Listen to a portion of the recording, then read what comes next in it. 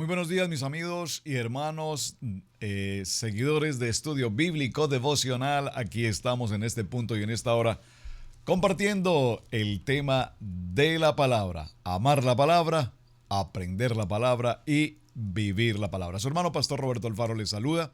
Una cordial bienvenida a todos quienes nos acompañan a través de Radio Génesis.tv y para todos nuestros amigos a través de Vivo para Cristo TV en Suecia, Estocolmo, toda Europa para ustedes. Bendiciones. Muy bien, en primer lugar quiero dar agradecimiento muy especial a todos y cada uno de nuestros amigos y hermanos que nos acompañan permanentemente a través de estos medios, en la radio, en la televisión, en el internet, siguiendo fielmente el estudio bíblico devocional. Ha sido una experiencia maravillosa. Todos, tanto ustedes como nosotros en el equipo ministerial de Iglesia Cristiana Integral, todos aprendemos cada día algo más en la palabra. ¿Y por qué estoy mencionando esto? Porque hemos llegado gloriosamente de la mano de Dios a nuestro cierre del ciclo de Berechit, libro de Génesis. Y para hablar del cierre del libro de Berechit, pues obviamente tendremos que concluir la historia con el pueblo de Israel, Jacob en Egipto. Y allí Jacob en Egipto, después de sus 17 años de haber compartido este reencuentro con su hijo José, pues ha vivido también los mejores años de su vida. Recordemos que Jacob, Israel, ha tenido dos épocas de buenos años. ¿Cuáles fueron? Los primeros 17 años, hasta cuando José fue raptado de la intimidad de la familia, consecuencia de la rebelión de sus hermanos, en la conspiración para matarlo. Posterior a esto, Jacob vive muchos años en una crisis extremadamente profunda, 22 años después. Es decir, que ahora en la edad de 39 años, José se reencuentra con su padre. Para este entonces, Jacob tiene 130 años y los siguientes 17 años serán los segundos mejores años en la vida de Jacob. Pero todo tiene un tiempo, todo tiene un final, y ahora el capítulo 50 nos narra precisamente la muerte de este patriarca, Jacob. Tantas enseñanzas maravillosas que hemos encontrado a lo largo de Berechit respecto de esta situación. Génesis capítulo 50 entonces nos dice: se echó José sobre su rostro de su padre y lloró sobre él y le besó. Y mandó José a sus siervos, los médicos, que embalsamasen a su padre, y los médicos embalsamaron a Israel. Muy importante aquí subrayar la palabra embalsamaron. Recordemos que ahora Jacob y su familia, que eran en principio 70 los que habían llegado a Egipto, ahora viven en la tierra de Gosén, alejados de la capital de Egipto, procurando, según el plan estratégico que Dios había dado a José, procurando que su familia no se contaminara.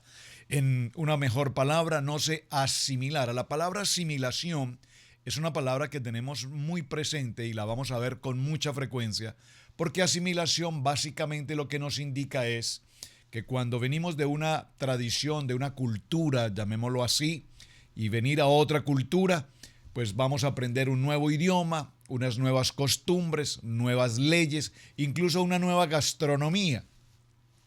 Y José sabía todo esto, por lo tanto, él procuró que su familia permaneciese muy alejados de todo esto, de tal manera, repito, que no se asimilaran. ¿Por qué es importante que no se asimilen?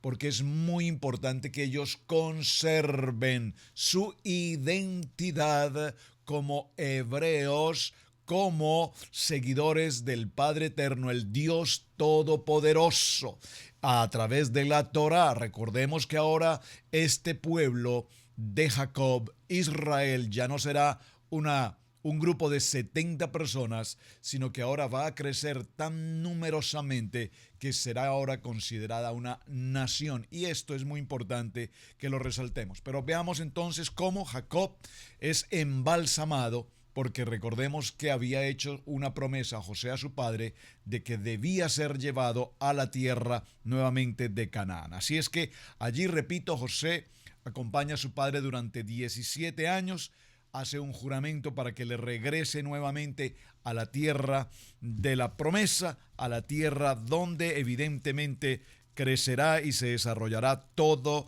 la palabra profética de Israel.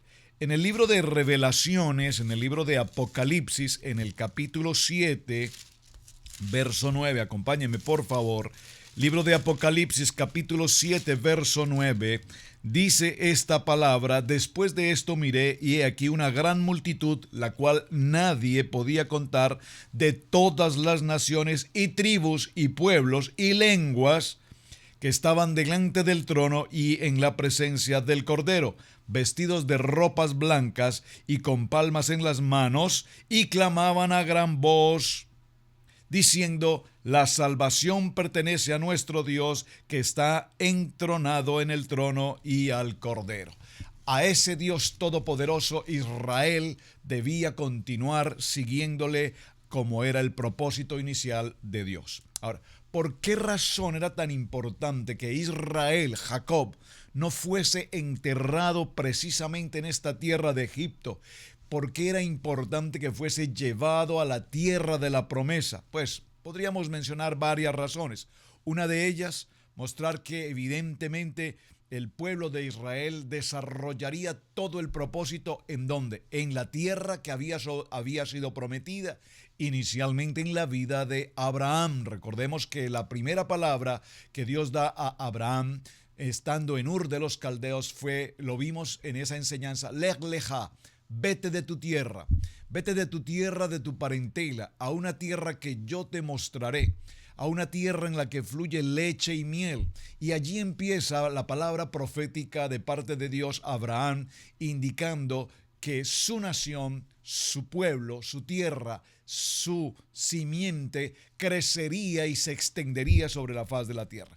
Porque era entonces importante que una vez Jacob muriese, regresase a la tierra de promesa, porque allí partimos en Lech lecha, vete de la tierra de idolatría a una tierra que yo te mostraré, y te establecerás como nación y serán grandes en las naciones, y vendrán pueblos y tribus y vendrán naciones de todas sus simientes, ahora las 12 tribus. Ahora, era importante evitar que los hijos de Israel vuelvan a Egipto para visitar la tumba del patriarca. Esto es muy importante. En el libro de Deuteronomio, en el capítulo 17, acompáñenme por favor, libro de Deuteronomio, en el capítulo 17, en el verso 16, dice esta palabra: pero él no aumentará para sí caballos, ni hará volver al pueblo de Egipto con el fin de aumentar caballos, porque Yahweh os ha dicho: no volváis por este camino. Si hubiésemos dejado, o si se hubiese dejado mejor, el cuerpo de Jacob sepultado en la tierra de Egipto, entonces hoy nuestra nación santa no sería Israel, sino seguramente que la nación santa estaría hoy en Egipto. Por lo tanto, era necesario que los hijos de Israel, la nación de Israel, no regresara a Egipto, sino que tuviese un centro, un foco, que era el principio de la tierra prometida. Estar en la tierra de Israel cuando llegue la resurrección, el tiempo de la venida del Mesías, nuevamente, ¿a dónde regresará? Dice la palabra que regresará evidentemente a ese lugar en la tierra de promesa. Cuando estudiamos un poco lo que significan los últimos momentos en la vida de Jacob, nos daremos cuenta cuán importante fue, lo vimos en uno de los mensajes anteriores, la bendición de las manos cruzadas. Bendice con su mano derecha a Efraín, el menor, y con su mano izquierda a Manasés, el mayor. Y este no era el orden cultural o tradicional de la bendición del primogénito. Pero recordemos que en las bendiciones anteriores de los primogénitos siempre hubo conflicto, porque siempre mencionamos 5 casos particulares que la Biblia nos enseña.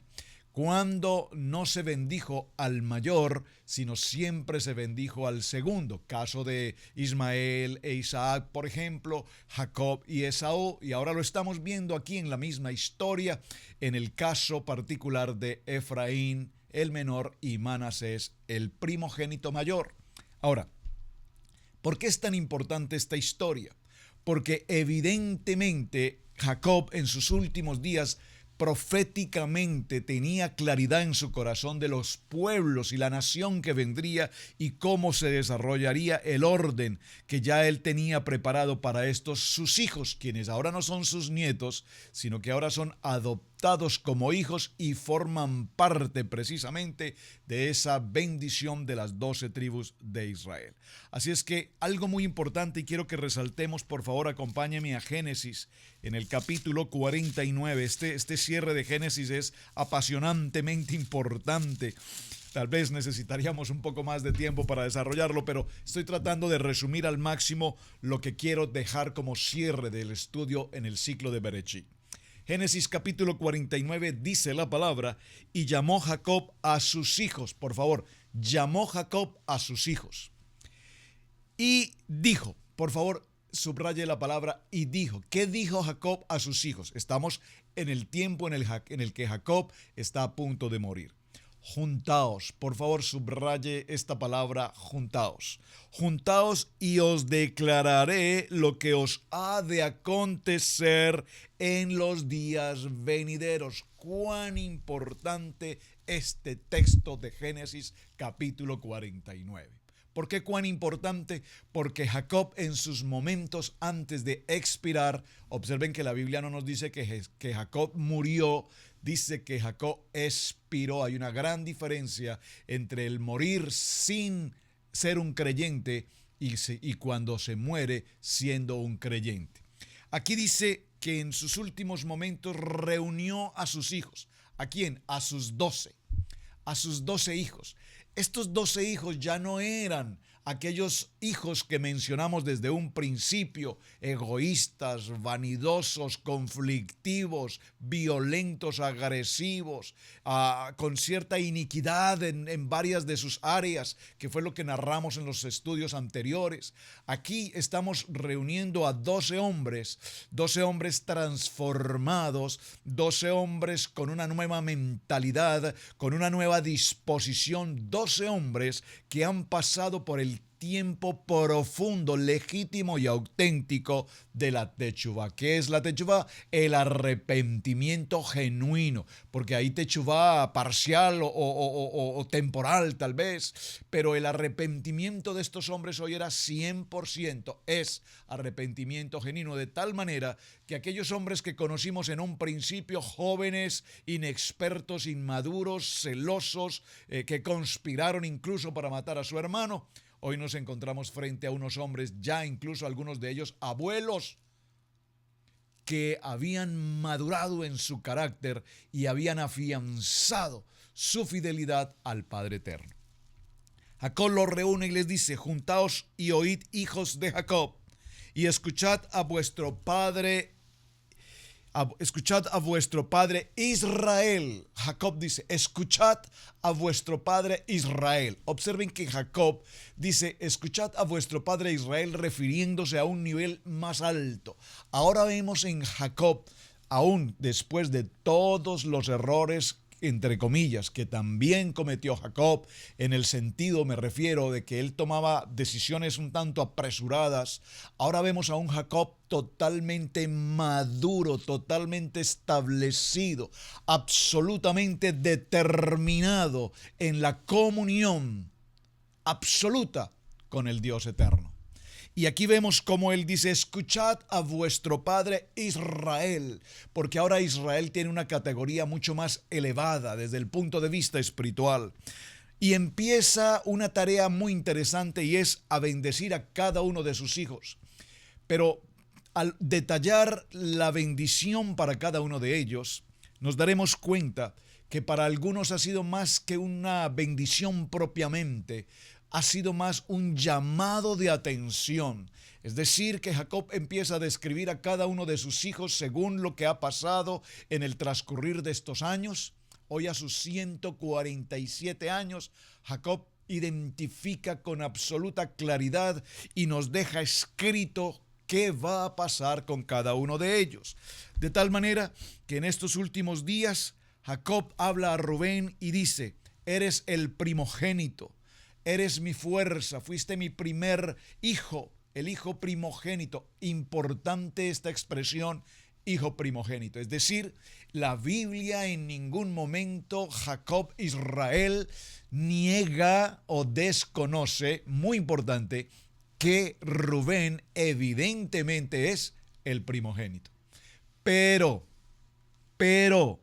como subiste a la cama de tu padre, no tendrás preeminencia. Y creo que no vamos a entrar a detallar esto, que ya lo vimos en los estudios anteriores, de tal manera que Rubén, sin que se le quite su calidad de primogénito, se le corta, permítame la expresión, o se anula su calidad de ejercer la primogenitura. ¿Por qué?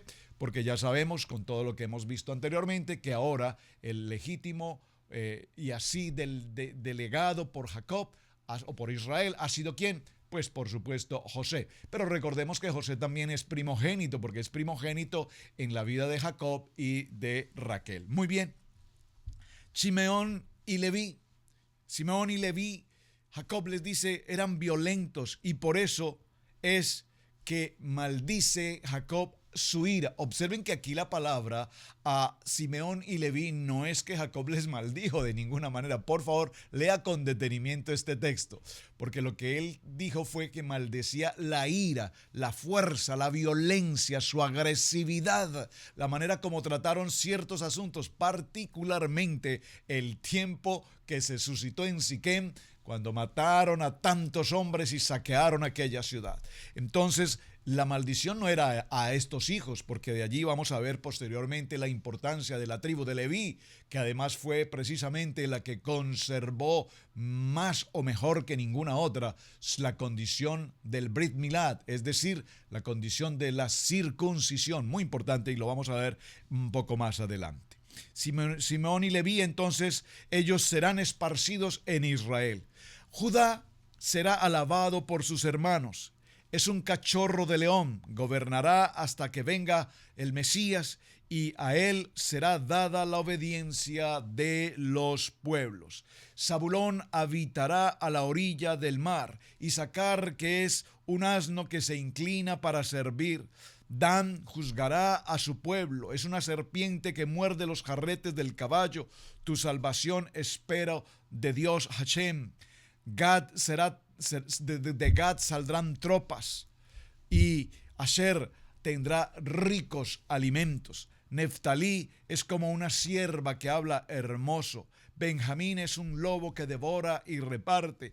Luego Jacob dice que va a ser reunido con su pueblo y pide que le sepulten precisamente en aquel lugar de Macpela donde se encontraba su padre Isaac, donde se encontraba Rebeca, donde se encuentra Abraham y donde se encuentra Sara.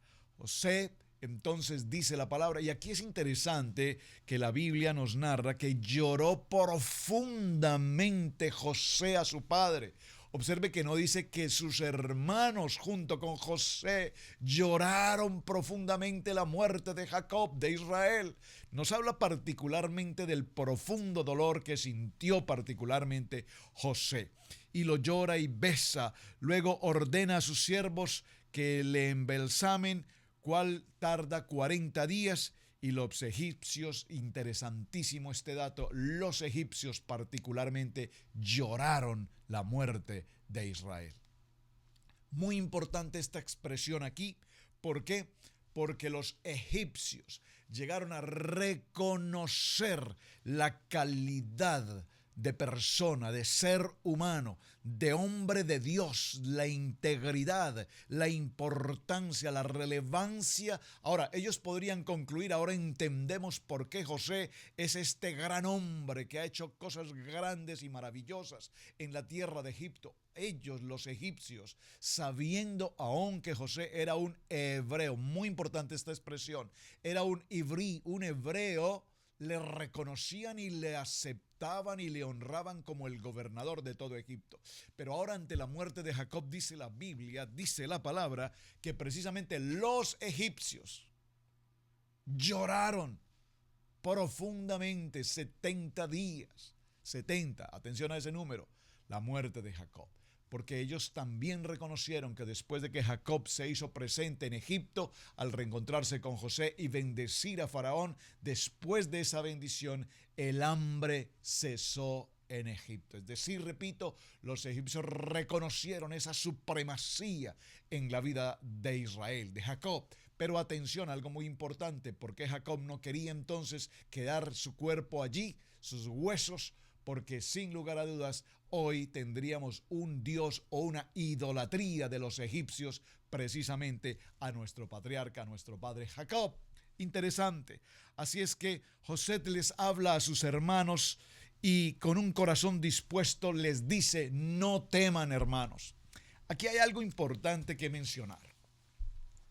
Una vez la muerte de Jacob, evidentemente, los hermanos tenían un cuestionamiento. Muy seguramente José nos ha tenido aquí cómodos, nos ha provisto lugar, vivienda, alimento, vivimos en muy buena comodidad, pero una vez nuestro padre muera, ¿será acaso que José va a tomar represalia contra nosotros? Porque sabemos con absoluta claridad que nosotros causamos dolor a nuestro padre y pasamos por un proceso muy difícil a la vida de José. Sin embargo, José, con un corazón absolutamente claro, definido, un hombre de Dios íntegro, les dice a sus hermanos: no teman, hermanos, porque yo continuaré guardándoles, protegiéndoles y evidentemente yo continuaré siendo proveedor de ustedes. José y la casa de su padre entonces se quedan en Egipto y luego viene la segunda parte de la historia. José vive hasta los 110 años y muere allí. Sin embargo, es interesante mencionar cómo José tuvo la valiosa oportunidad de ver a su tercera y cuarta generación. La tercera generación en Efraín, la cuarta generación en Manasés. Muy importante, porque usted va a recordar que hay algunos textos bíblicos que nos dicen que cuando la maldición o la bendición alcanzan hasta la tercera y cuarta generación. ¿De dónde viene esa frase? Esa frase viene justamente de aquí. José muere a los 110 años, pero tuvo el privilegio de ver su tercera y su cuarta generación. Por lo tanto, mis amados hermanos, en este cierre que estamos dejando del capítulo 50, quiero particularmente resaltar cómo José, viendo que sus hermanos mueren, que su padre muere, ofrece a sus hermanos aún seguir con la protección que ya Dios le había legado. Pero quiero cerrar puntualmente con este punto. Por favor, Génesis capítulo 50 y el verso 17. Hay una pregunta interesante en toda esta historia. La pregunta es: ¿Jacob, Israel, conoció la verdad de que los hijos, sus hijos, 10 de sus hijos, habían conspirado para matar y posteriormente vender a José a los ismaelitas? ¿Se ha preguntado esto? ¿En qué momento Jacob se entera de esto? ¿Sus hermanos lo dijeron? ¿Quién lo dijo? ¿Simeón tal vez? ¿Leví? ¿Posiblemente Judá? ¿Quién se acercó a Jacob y le contó? ¿Acaso fue José el que un día dijo: padre, ¿sabes qué pasó? ¿Realmente la historia es esta? Tus hijos, mis hermanos, conspiraron para matarme. Pensé que tú estabas incluido en esta conspiración, así lo sentí. ¿Sería acaso que José contó alguna vez a Jacob esta historia? Esa parte no la sabemos. Seguramente algún día, cuando estemos allí en la presencia de nuestro Padre Eterno, podamos tener más claridad al respecto. Pero la Biblia sí nos deja una respuesta. En el capítulo 50, verso 17, dice, y cerramos con broche de oro en este texto: así diréis a José.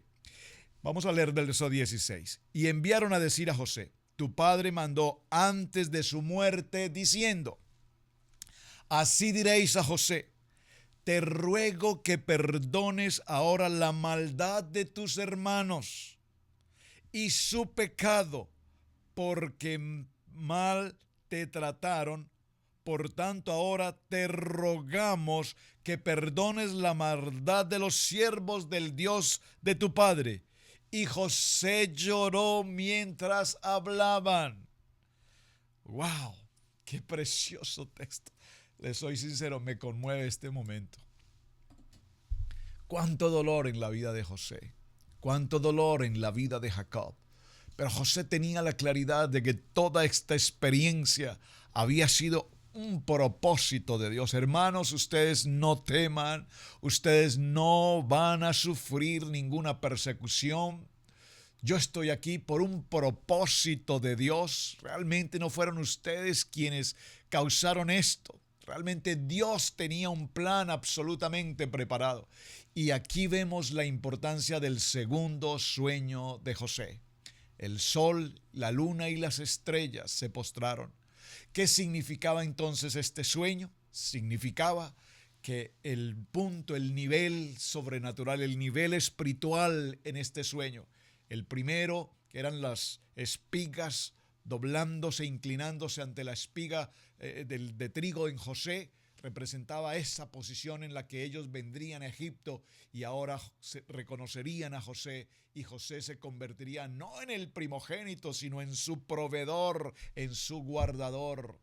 Y el segundo sueño más espiritual es ahora las estrellas, el sol, la luna, es decir, el nivel alto. Ahora José aún guardaría y protegería a todas las tribus de Israel para que de allí viniese lo que vamos a encontrarnos ahora en nuestro segundo ciclo de estudio en el libro de Shemot, en el libro de Éxodo, el tiempo del exilio de Israel en Egipto.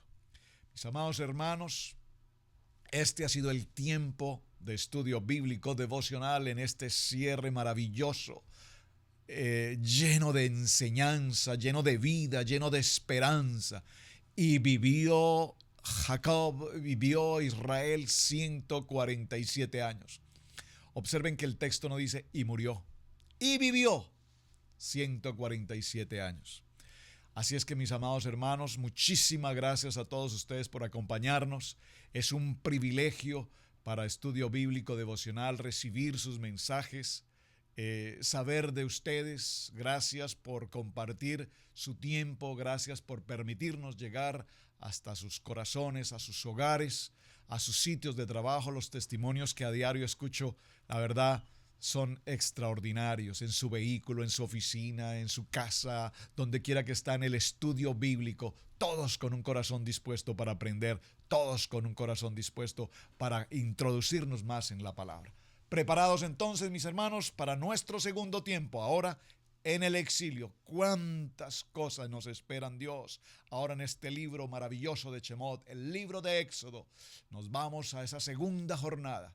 En el exilio, el pueblo de Israel pasando por la esclavitud, pasando por la humillación, pero el pueblo de Dios se multiplicaba. ¿Por qué tan importante el número 70? Porque ahora veremos cómo de esos 70, este pueblo, esta nación de Israel, dice por primera vez, Dios dice, mi pueblo, ahora han crecido a convertirse en miles. Shalom, mis hermanos, bendiciones. Hermano Pastor Roberto Alfaro les saluda. Muchísimas gracias.